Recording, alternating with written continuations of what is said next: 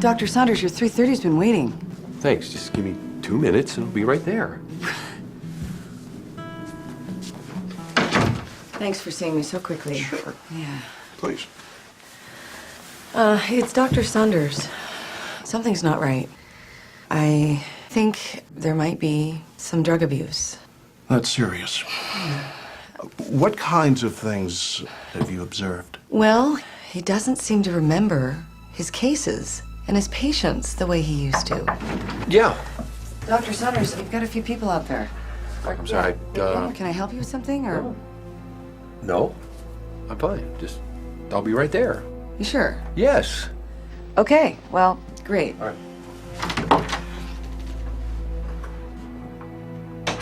And I'm confused about how he's charting his narcotic refills for his patients. Man, is it a tough week around here or what? Yeah, it was really busy, right? I'm so ready to call it a day. Yeah, me too. You almost done? I don't know how Amy responded, but I know what I would have said back then when I was still using. Suddenly blessed with a pocket full of my drug of choice on a Friday evening, I'd have said something like, "Well now, that's why the good Lord gave us the weekend." Hi, I'm Jim and I'm an alcoholic. Thank God it's Friday. I'm sure it was some addict or alcoholic who first came up with that phrase. Because for people like us, people totally obsessed above all else with our drug or drugs of choice, the weekend gives us the space to shove some of our have-tos to the side and just focus on what we truly crave. Oh, that was a surprisingly good movie. Don't you think? Yeah.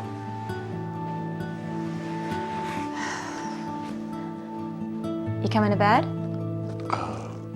In a minute.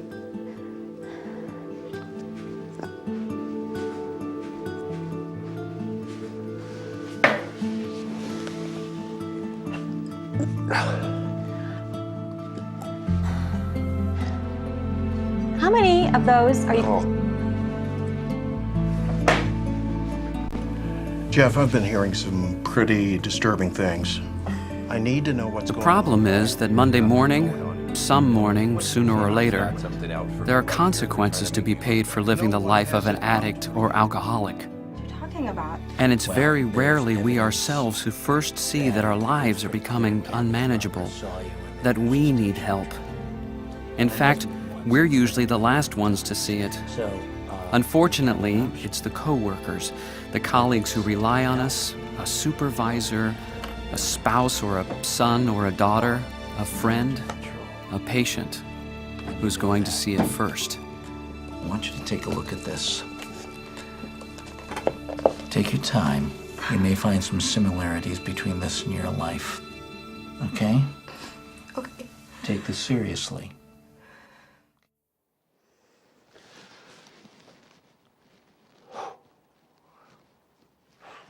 And when we do agree to get help, it's usually with some serious consequences hanging over our heads. Even then, we don't usually go without some considerable fearfulness and resistance. Hello. My name is Dr.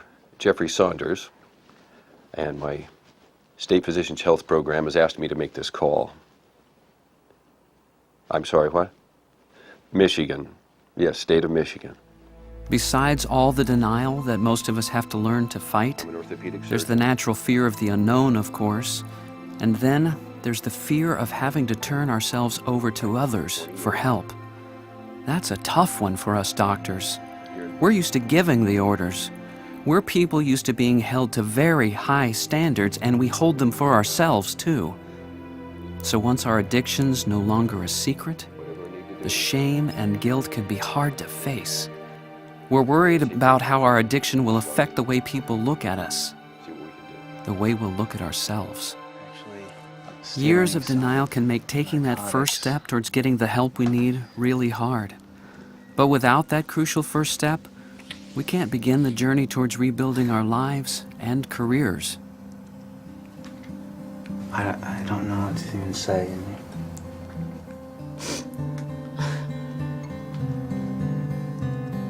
However you come to make that first call for help, if you're a healthcare professional like me, the counselor on the other end of that call is likely to refer you to HAZELDEN Springbrook, the one place that understands our unique issues and has the expertise to work with us in the healthcare professions more effectively than any other program anywhere.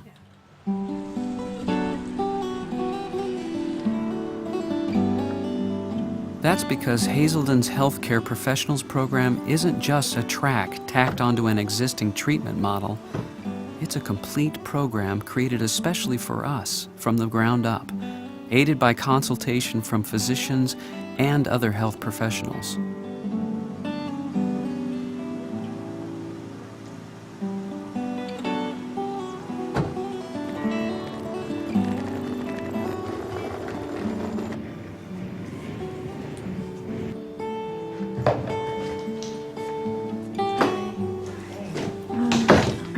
Very glad you're here. Welcome. They understand that we come to treatment with a unique set of issues which impact our experience of addiction.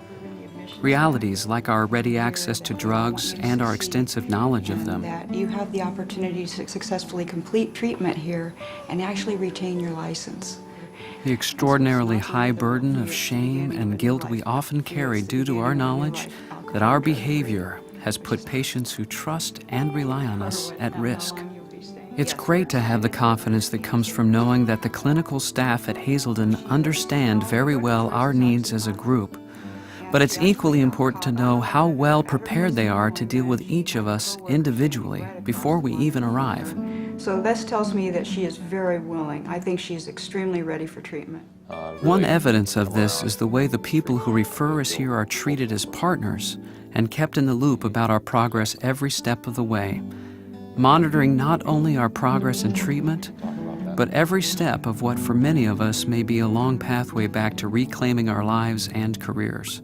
Well, we've just referred Dr. Saunders for a comprehensive evaluation, but based on our preliminary findings, we suspect it is addiction.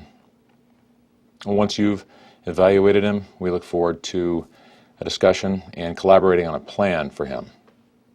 Sure. A regular chat once a week would be great. Okay. I look forward to that. But the most impressive thing for me as a new patient was the realization of the size, the quality, and the incredible depth of the team that guides and manages each treatment plan. This is Jeffrey S. He's an orthopedic surgeon with an established practice. He's married, 2 grown children, and he's been in for an evaluation. So let's review this patient's case. My treatment plan wasn't the result of a counselor or two putting their heads together in a room and then getting a couple of supervisors down the hall to sign off on it. It was the result of therapists and clinicians sitting shoulder to shoulder planning together. My treatment plan was collaborated on by the addictionologist, the staff psychiatrist, staff psychologist, and my counselor, in addition to an impressive array of senior clinical professionals from nursing, family services, spiritual services, and more, all working together to get on the same page and create a powerful synergy that would carry me forward and support my recovery every step of the way. One interesting piece here is that he's got depression that's never been treated. That's something we'll be addressing right away. I was impressed with the competence and compassion with which every member of the clinical team plays his or her role. That's the priority for me. That's extremely important. But the best counselors and staff in the world can't do the work of recovery for you. You're the one who has to learn to do the heavy lifting, one day at a time. You've got to learn to be your own best friend. Not an easy thing for a guy like me who spent years learning how to be his own worst enemy. We go through that first 28 days of primary treatment separated into men's and women's units. But there are groups just for us in the health professions that are mixed. There are lots of issues in recovery unique to us, and it helps to discuss them with people who really understand. I'll admit the whole idea took a little while to get used to, though. 18 men and women in a room, and all of us health professionals. But what a powerful experience that turned out to be. Those groups turned into a cornerstone of my recovery. Well, one big thing I learned about myself in the last week was just how completely identified I am with my career as a physician. I mean, you take that away from me, and who am I? What am I? Hi, I'm Jim, and I'm an alcoholic. I'm an internist, and this is my 42nd day. Hi, Jim. Hi. I can really relate to what you're saying, Jeff.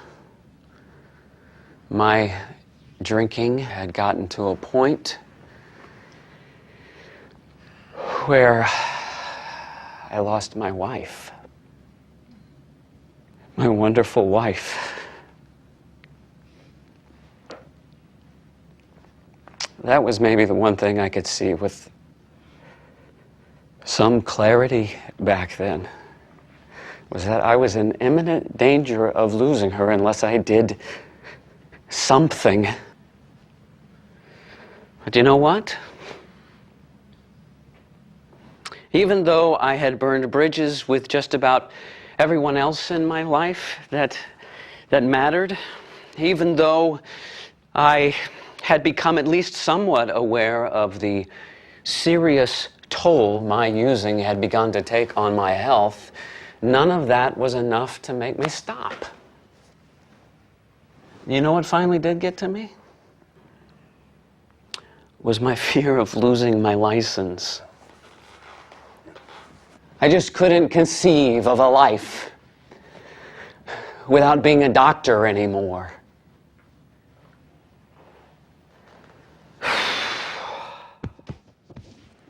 But these last few weeks here at Hazelden, it's almost as if I have been reconstructing the person that I was before my addiction. Missing pieces are starting to come back. My love of music. My love of the great outdoors. It's been great. They run a very structured, intensive program here, but not every second of the day is spent in group. The campus is a beautiful place, and there's time for reflection.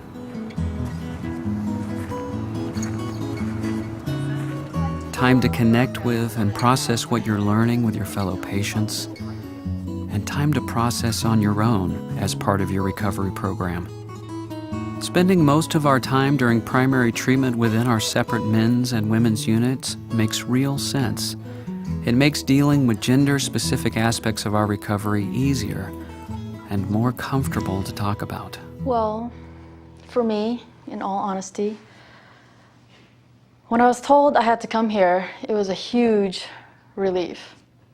I mean, I had already pretty much made up my mind that I had a problem and I needed help. But for me, the hardest thing to swallow was coming to grips with the amount of time that my treatment plan required. I mean, I took it really hard when they told me that it wasn't going to be a quick fix. Before that core program is done, you'll find you've come a long way. You will have accomplished much, but primary treatment is just the first step. For many, there may still be a lot of work to be done. So, if he goes to extended care, do I understand correctly that he'll get to request a pass to come home for a few days? That's right. Near the end of the extended care treatment, he can apply for a pass. The point is to let him ease into the water gradually, as it were. Get used to what sober life entails. He'll see much more clearly what challenges exist for him at home, what kinds of things may be triggers, because those are the issues which we'll have to come up with a plan for before he comes home for good. Research shows us that the longer a patient is in treatment, the greater the likelihood of long-term success. And the measure of success is lifelong recovery. Yes, Dr. Saunders has a strong system in place, and both at home and at his practice. Well, sounds like we agree on what needs to happen before he can return to work. Yes, I'm glad you think so too. Oh, great discharge summary, by the way. And I can't After that initial 28 days, many of us spend an additional 30 to 60 days in extended care, working on all the things that are part of getting ready to return to our homes, our practices, our communities. That can seem like a daunting period of time. It can be hard for us and our families to swallow. It's natural that financial worries about the impact on our practices and so forth are going to go through our heads. But addiction is complicated. If spending the extra time gives us a better shot at establishing quality, lifelong recovery, at getting our lives and careers back, how can we give the effort anything but our best? I can't remember the last time in 3 weeks that I haven't drank. So Jeff, how do you feel about the last time you saw her? Boy, it's hard not to get emotional. It's kind of feel like when I met her in college. That first time in class, you know. Well, that's nice. You want to go out? Yeah. I remember a moment during extended care that really stands out as a special moment for me. I was listening to a fellow patient talk and taking in the responses from the group, and it really struck me how even as I neared the end of my time in extended care, I was still learning and growing in my recovery on a daily basis. And with that revelation came an overwhelming sense of gratitude. A gratitude which came from the realization of two important things: how much I owe my recovery not only to the quality and hard work of my counselors, the rest of the clinical staff, and my treatment program, but also to the dedication and hard work of my fellow patients. The education and therapy we receive gives us a firm foundation for our recovery. But the circle of recovery isn't complete without that fellowship. It's an essential part of healing, and recovery wouldn't be complete without it. It's this principle of fellowship that makes us all integral players in the circle of recovery. We find we begin to come into our own again as healers ourselves. That circle of recovery, committed to treating every one of us with the utmost dignity and respect, that's the HAZELDEN way.